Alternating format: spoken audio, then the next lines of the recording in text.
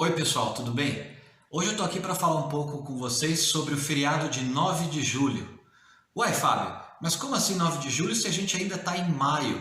Explico. Vocês têm acompanhado que a gente está vivendo uma excepcionalidade. Nós acompanhamos esses últimos dias a pandemia do coronavírus, Covid-19, que tem assolado o mundo inteiro, não é mesmo? Então, por conta disso, o nosso governo do estado de São Paulo antecipou alguns feriados, dentre eles os 9 de julho. E por isso a gente vai aproveitar e comentar um pouco sobre ele com vocês agora. Tudo bem? Vamos lá? 9 de julho, esse feriado importante para o estado de São Paulo, se remete ao ano de 1932. O que aconteceu nesse ano, Fábio? Pois bem, a gente vivia um governo assumido, que foi tomado, né? O presidente de então, chamado Getúlio Vargas, ele não entrou no poder pelo voto, mas ele entrou de um modo forçado.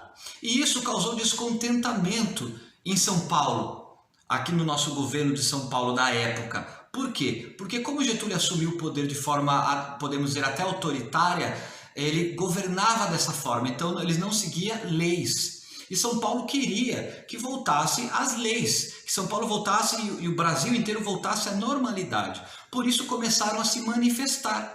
E o Getúlio tinha assumido em 1930 e passaram-se 2 anos e nada. Então, no mês de maio, no dia 23 de maio de 1932, vai haver uma grande manifestação no centro de São Paulo, os paulistas pedindo que o presidente de então, Getúlio, fizesse essas leis, voltasse à normalidade.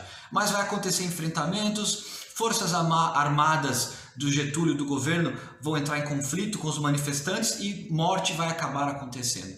4 mortes vão acontecer, de Martins, Miragaia, Drauzio e Camargo.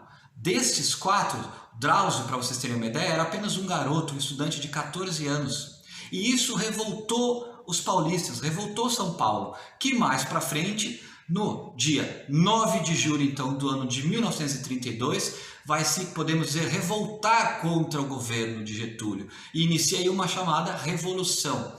Por isso, esse feriado é conhecido como Revolução de 1932, ou Revolução Constitucionalista. Que palavrão é esse? Porque se refere à Constituição, à lei. Os paulistas queriam a lei. E aí, para isso, eles vão entrar em armas, vão confrontar esse governo. Vai haver, a gente pode dizer, uma guerra, certo? Então, os paulistas se armam e vão à batalha, fazem trincheiras, se organizam por praticamente todo o estado. Trincheiras, lembrem da Primeira Guerra, aqueles buracos que cavavam e ficavam lá. Pensa que era fácil? Não era nada fácil. Nada fácil. Eles acabavam ficando isolados, de uma certa forma como a gente está hoje nessa pandemia. Tentem se pôr no lugar. E eles não tinham como lutar de igual para igual com as tropas governistas, porque era injusta a proporção de pessoas.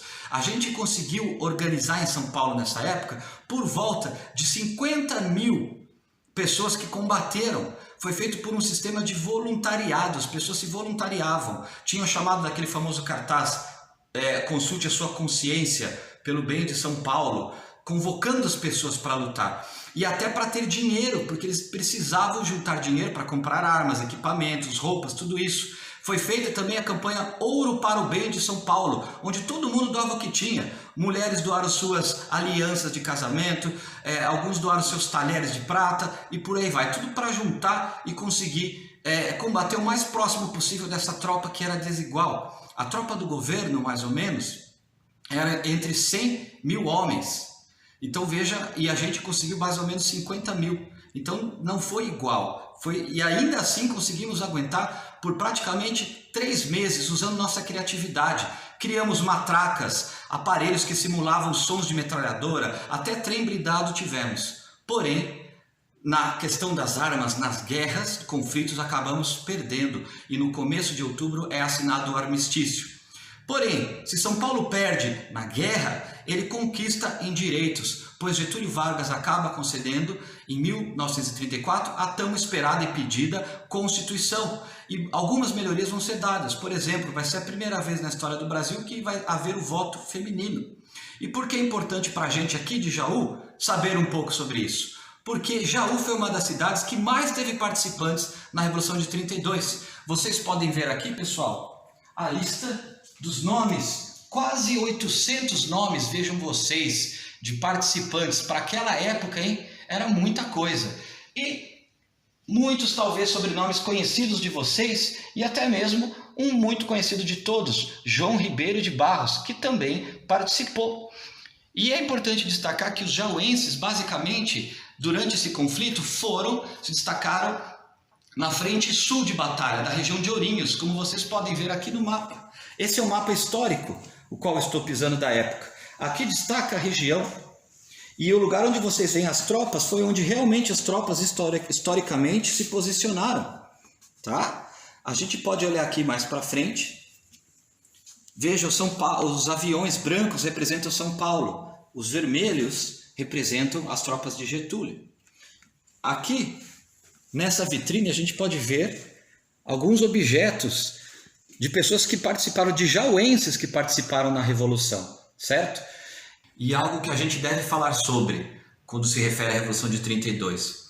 Alguns dizem que essa revolução teria sido uma liderança somente paulista, de São Paulo e das elites de São Paulo, quer dizer, os mais ricos. Houve essa liderança, mas não foram só eles que participaram.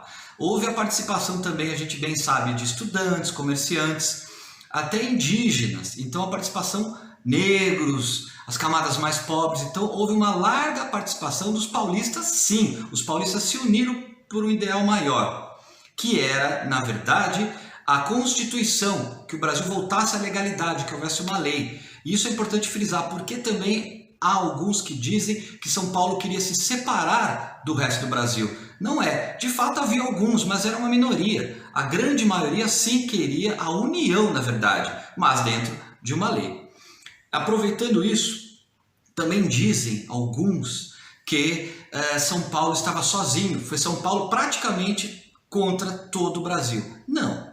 São Paulo acabou tendo que encarar praticamente, sim, é verdade. Mas outros se solidarizaram e participaram. A gente tem, por exemplo, registros, até mesmo depois quando acaba aqui em São Paulo a Revolução, depois de outubro, alguns continuaram lutando no que hoje é o território do Mato Grosso do Sul. E tanto é verdade que a gente pode ver isso em Jaú. Se a gente olhar os mortos que morreram por Jaú, lutando por Jaú nessa revolução, como a gente destaca aqui em cima nesse painel, nós vamos ver alguns que lutaram por Jaú e não eram de Jaú, nem de São Paulo. Veja, Arcênio Guilherme, de Minas Gerais, o famoso Major Ascânio Martins Soares, de Sergipe, e Júlio Pinheiros, do Rio Grande do Norte. E os outros, sim, de Jaú, né? Daniel Pereira de Andrade, Orlando de Moraes Féria e Carlito Sampaio Góes. Com isso, a gente vê que, de fato, a Revolução de 32 buscava a união. Espero ter ajudado a vocês a compreender um pouco melhor sobre a Revolução de 32, a Revolução Constitucionalista. Tudo bem, pessoal? Obrigado e até mais.